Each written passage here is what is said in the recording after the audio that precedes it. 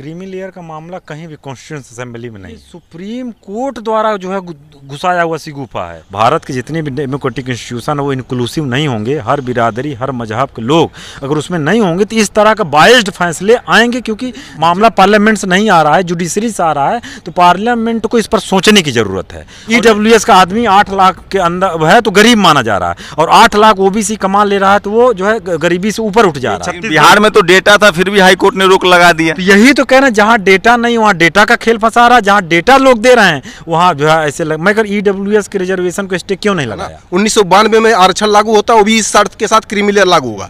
1992 में जो OBC आरक्षण लागू हुआ उसको हायर एजुकेशन आने में 2008 लग गए। यूनिवर्सिटीज में नॉट फाउंड सुटेबल करके वहाँ पे पोगा पंडितों को बिठाया जा रहा है, तो वही हमारे अधिकार को बांटने के लिए बिठाया जा रहा है। किसी तरीके का भेदभाव है, चाहे वो व्यक्ति IPS हो जाता है, चाहे बिजनेसमैन हो जाता है, कुछ भी हो जाता है, उसके साथ लोग अनटचेबिलिटी का भेदभाव करते हैं। जो SC ST का जो हमको रिजर्वेशन मिलता है वो अनटचेबिलिटी के आधार पर मिलता है, रिप्रेजेंटेशन के आधार पर मिलता है कि हमारे कितने रिप्रेजेंटेशन किस नौकरी में है, सेक्टर में है। तो ये डाटा क्यों नहीं देती सरकार, आज बता दे। सुप्रीम कोर्ट का एक फैसला आया है जिसमें कहा गया है कि SC ST का जो रिजर्वेशन है उसको भी सब कैटेगराइज किया जाएगा, मतलब उसमें भी क्रीमी लेयर होगा। एक तरफ नॉट फाउंड सुटेबल लिखा जा रहा है, SC ST OBC की सीटों पर नॉट फाउंड सुटेबल लिखा जा रहा है, मतलब अभी भी उस समाज से बच्चे उस लायक नहीं हैं। दूसरी तरफ सुप्रीम कोर्ट कह रहा है कि एक बड़ा तबका है जो क्रीमी लेयर हो गया है। OBC में ऑलरेडी क्रीमी लेयर लागू है, अब SC ST में लागू नहीं जा रहा है। मेरे साथ मुलायम सिंह हैं जो JNU से PhD हैं, प्रोफेसर हैं, पढ़ाते हैं, और तमाम जो दलित पिछड़े बैकवर्ड समाज के युवा हैं उनकी क्या राय है, क्या है प्रोफेसर साहब, आपको क्या लगता है इस फैसले का क्या असर होगा?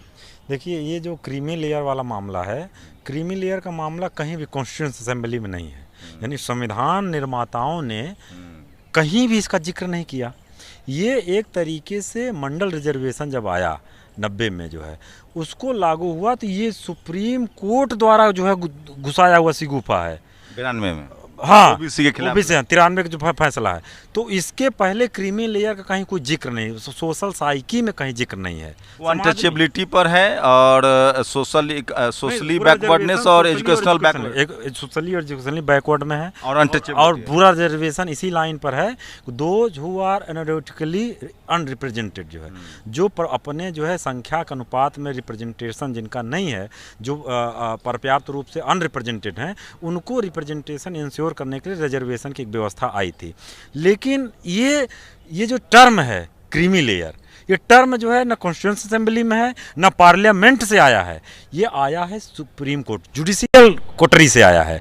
तो एक तरीके से जुडिशरी ने भारतीय समाज में क्रीमी लेयर की जो फंदे को लाया है, इसमें पार्लियामेंटेरियन का कोई हाथ नहीं। कहा जा रहा था कि SC ST के साथ तो कोई छेड़छाड़ नहीं करेगा क्योंकि कॉन्स्टिट्यूशन के साथ शुरू हुआ था, इस पर लंबा डिबेट है कॉन्स्टिट्यूएंट असेंबली में। जब 93 से लेकर के अभी तक हम बैकवर्ड समाज के लोग बोलते रहे कि क्रीमी लेयर फार्स है, क्रीमी लेयर का कोई मतलब नहीं। जब आज 93 से लेकर के 2024 चल रहा है, इस पूरे 30 साल 3 दशक में 27% रिजर्वेशन लागू नहीं हुआ है, ऊपर से आप क्रीमी लेयर ढूंढ रहे हैं।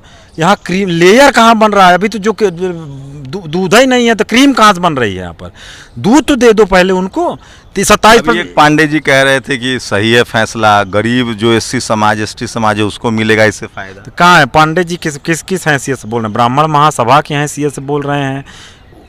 बोलने दीजिए उनको। जो उनके समाज के तो जज भी है। नहीं, जज मैं कह रहा हूँ कि जजों के अंदर जैसे हम लोग सोशल जस्टिस के डिस्कोर्स हमेशा कहते हैं कि जब तक सोसाइटी के सारे इंस्टीट्यूशंस, भारत के जितने भी डेमोक्रेटिक इंस्टीट्यूशन है वो इंक्लूसिव नहीं होंगे, हर बिरादरी हर मजहब के लोग अगर उसमें नहीं होंगे तो इस तरह का बायस्ड फैसले आएंगे, क्योंकि जज कोई ऊपर से तो उतरे नहीं है, अवतरण हुआ है उनका, वो भी इसी समाज के पार्ट हैं, वो भी रोज़ जो है दूध खरीदने जाते हैं, उनके यहाँ भी दूध आता होगा, उनके पास भी जो पेपर आता होगा, वो भी मैट्रिमोनियल पढ़ते होंगे, समाज में जातियां कैसे बनती हैं। इसमें SC समाज के भी जज नहीं, SC समाज के जज हैं, तो अब सवाल ये है कि भाई इकलौते हैं, इकलौते हैं, लेकिन मेजोरिटेरियन जजमेंट तो कुछ और है ना। मैं कह रहा हूँ उसको हटा भी दिया जाए, लेकिन ये पूरा मामला पार्लियामेंट से नहीं आ रहा है, जुडिशरी से आ रहा है, तो पार्लियामेंट को इस पर सोचने की ज़रूरत है। और ये सवाल जो है, देखिए अभी तक हम लोग कब से कह रहे हैं, ये एक तरीके से सारे बहुजन जातियों को, SC ST OBC माइनॉरिटी सबके लिए हम लोग कहते थे कि भाई देखिए OBC इस में जो खेल शुरू हुआ है,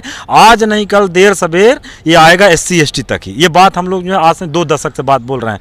तो उस समय कुछ ज्ञानी प्रबुद्ध लोगों ने इस पर ध्यान नहीं दिया और उसका नतीजा है। अगर वो तो ओबीसी की लड़ाई SC ST वैसे भी क्यों लड़े? ओबीसी को लड़ना लड़ाई चाहिए। का मामला नहीं है, मैं कह रहा हूँ कि जैसे हम करें हम लड़ेंगे, गलत हो रहा है तो हम लड़ेंगे। तो गलत अगर SC के साथ होगा तब भी हम बोलेंगे, OBC के साथ होगा तब भी बोलेंगे, SC के साथ बोले, ST के साथ होगा तब भी होंगे, माइनॉरिटी के साथ बोलेंगे। सवाल जस्टिस का है ना, यहाँ SC ST नहीं है। ये सवाल जिनके साथ 5000 साल से अन्याय हुआ है, तो अन्याय और वर्सेस न्याय का सवाल है ना, जिसके साथ शोषण वर्सेस शोषित का सवाल है। तो आप तय करना पड़ेगा SC ST OBC का, आप शोषक के तरफ हैं, शोषित की तरफ है, किस पिच पे खड़े होकर बात कर रहे हैं। तो ये मामला है। तो सुप्रीम कोर्ट ने फिर से जो बात जो जुडिशली पिनलाइज किया OBC समाज को, इस देश का मोर देन 60% पॉपुलेशन को अभी उसने रोका सत्ता में, सिस्टम में आने से लिए, ये बेसिकली रोकथाम के 8 लाख में सुदामा अंदर है कोटा, EWS का आदमी 8 लाख के अंदर है तो गरीब माना जा रहा है, और 8 लाख OBC कमा ले रहा है तो वो जो है गरीबी से ऊपर उठ जा रहा है। सोचिए, एक ही क्राइटेरिया है। ये एक मामला है, इस पर कोई बहस नहीं कर रहा है कि भाई जो है ये कैसे क्रीमी तय कर रहे हो, कैसे सुदामा कोटा 8 लाख वाला गरीब है और हम 8 लाख वाला OBC जो है अनरिप्रेजेंटेड है, वो अगर 8 लाख 1000 कमा लिया तो जो है वो हो गया, क्रीम आ गई उसके पास।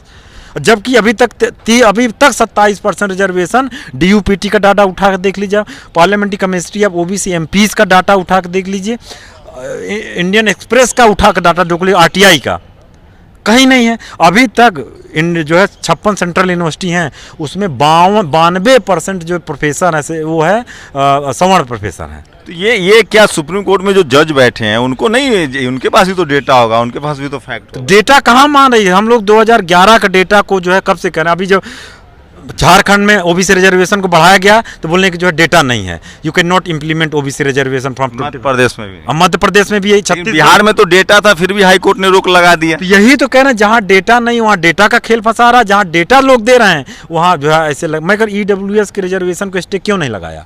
बिहार के कास्ट सेंसस सर्वे का डेटा पे तुम जो है वो स्टे लगा दिए, रिजर्वेशन पे स्टे लगा दिए, EWS रिजर्वेशन का कब डेटा कलेक्ट किया गया, किस आधार पर लिखा, कब उसके लिए डिमांड की गई? तो आप लोग बोलते भी नहीं है ना, आपका पढ़ा लिखा आदमी लिखता पढ़ता भी नहीं है, बोलता भी नहीं। आपके तो अब 50% MP हो गए SC ST OBC संसद में। नहीं तो उनसे भी आप बयान लीजिए। हम भाई जो MP हैं, हम उसी पार्टी से हैं, उन पार्टी के जो समर्थक है, समाजवादी पार्टी से हम लोग बोल रहे हैं, ये हमारा पक्ष है कि हम जाति जनगणना का हमेशा जो है। आपको क्या लगता है, क्या OBC हैं आप? SC? मैं OBC हूँ।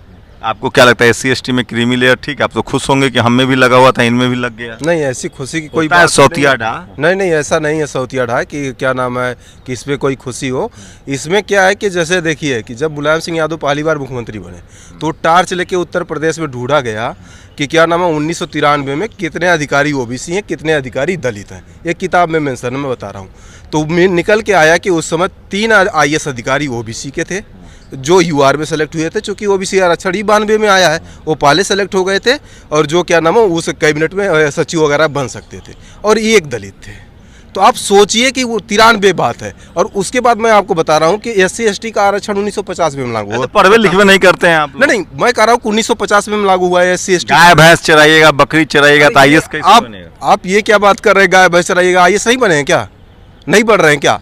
लेकिन मैं कह रहा हूँ कि IAS बनने की, चयनित करने की एक कमेटी होती ना, जो IAS का साक्षात्कार ले रहे होते हैं, उसमें कितने दलित आदिवासी साक्षात्कार लेने वाले होते हैं? चेहरे पे लिखा रहता है ना कुछ, हर एक जाति का स्ट्रक्चर और तो मुद्दा है ना। अब तो सुप्रीम कोर्ट चिंतित है कि जो OBC में गरीब था उसको हक मिले। कहा जा रहा है कि कुर्मी यादव कुशवाहा सारा माल खा रहा है। अब तो SC में भी कहा जाएगा कि भाई जो सारा माल खा रहा है अब नीचे वाले, वो तो न्याय कर रहा है सुप्रीम कोर्ट। देखिए, सुप्रीम कोर्ट का न्याय का कोई कॉन्सेप्ट नहीं, मैं पहले ही बता रहा हूँ कि जो दुनिया में हमने आरक्षण को पढ़ा और समझा है, उसका बेसिक कॉन्सेप्ट है कि जब आरक्षण पे कोई पॉलिसी लागू होती है तो कम से कम 10-15 साल का समय दिया जाता है एक वर्ग तैयार करने के लिए। तो उसके बाद उसमें क्रीमी लेयर का रोड़ा घुसकाया जाता है। लेकिन OBC के साथ ऐसा था नहीं था ना। 1992 में आरक्षण लागू होता, वो भी इस शर्त के साथ क्रीमी लेयर लागू होगा। 1992 में जो OBC आरक्षण लागू हुआ उसको हायर एजुकेशन आने में 2008 लग गए। किसका फेलियर भाई? किसका फेलियर है? और एससी के लिए जो आरक्षण 1950 में सरकारी नौकरियों में लागू हुआ वो उच्च शिक्षा में आते हैं तो 1997 में आप क्या करते हैं वैसे? मैं स्नातक का छात्र हूँ दिल्ली विश्वविद्यालय में, मैं एक ओबीसी हूँ। लेकिन ये जो आरक्षण है ये उसी चक्र को तोड़ने के लिए है। जो व्यवस्था है जो मेरिट तय करती है, जो सुटेबिलिटी तय करती है कि कौन सुटेबल है कौन नहीं, उसी को तोड़ने के लिए आरक्षण है। लेकिन जब उसी जैसे कि सुप्रीम कोर्ट में कॉलेजियम के तहत लोगों को बिठाया जा रहा है, चाहे जिस तरीके से यूनिवर्सिटीज़ में नॉट फाउंड सुटेबल करके वहाँ पे पोगा पंडितों को बिठाया जा रहा है, तो वही हमारे अधिकार को बांटने के लिए बिठाया जा रहा है। जब तक वो नहीं टूटेगा, चक्र नहीं टूटेगा, तब तक हम इन सारी चीज़ों से नहीं बच पाएंगे। आज जिस तरीके से पूरी तरीके से सुप्रीम कोर्ट के पैनल ने ये जो भी फैसला दिया है पूरी तरीके से गलत है। हम लोग भी आप यूनिवर्सिटीज़ में पहुँचे हैं, ओबीसी आरक्षण के फ़ायदे से पहुंच पाए हैं, तो गांव से आए हैं। पहुंचने के बाद हम यही समझ पा रहे हैं पढ़ने के बाद कि जो अनटचेबिलिटी का जो मामला है उस मामले के उसको देखते हुए जो एसटी एससी का आरक्षण है वो उसमें कोई भी लेयर नहीं होना चाहिए। क्योंकि हम सभी अब भी देखते हैं कि किस तरीके से जो भेदभाव है, चाहे वो अनटचेबिलिटी का भेदभाव है, किसी तरीके का भेदभाव है, चाहे वो व्यक्ति आईपीएस हो जाता है, चाहे बिजनेसमैन हो जाता है, कुछ भी हो जाता है, उसके साथ लोग अनटचेबिलिटी का भेदभाव करते हैं। आपकी क्या राय? सर लॉ ऑफ फैकल्टी से हम हैं, तो हम इंदिरा साहनी का जो जजमेंट है वहाँ से क्रीमी लेयर का कॉन्सेप्ट आया। और एक चीज़ और बताते हैं कि जो जुडिशली जो कॉन्सेप्ट है इन लोग का भेदभाव करने का तरीका, तो ये जब ओबीसी आरक्षण जब लागू हुआ था तब सुप्रीम कोर्ट ने तुरंत रोक लगा दी थी उसके इम्प्लीमेंटेशन पे। लेकिन जब ईडब्ल्यूएस आया था तो जब तक जजमेंट नहीं आया था उसके पहले भी ईडब्ल्यूएस भर्तियाँ चालू थी। आप ये समझिए इनका दोहरा चरित्र। और ये जो एससी एसटी का जो हमको रिजर्वेशन मिलता है वो अनटचेबिलिटी के आधार पे मिलता है, रिप्रेजेंटेशन के आधार पे मिलता है कि हमारे कितने रिप्रेजेंटेशन किस नौकरी में है, सेक्टर में है। तो ये डाटा क्यों नहीं देती सरकार? आज बता दे।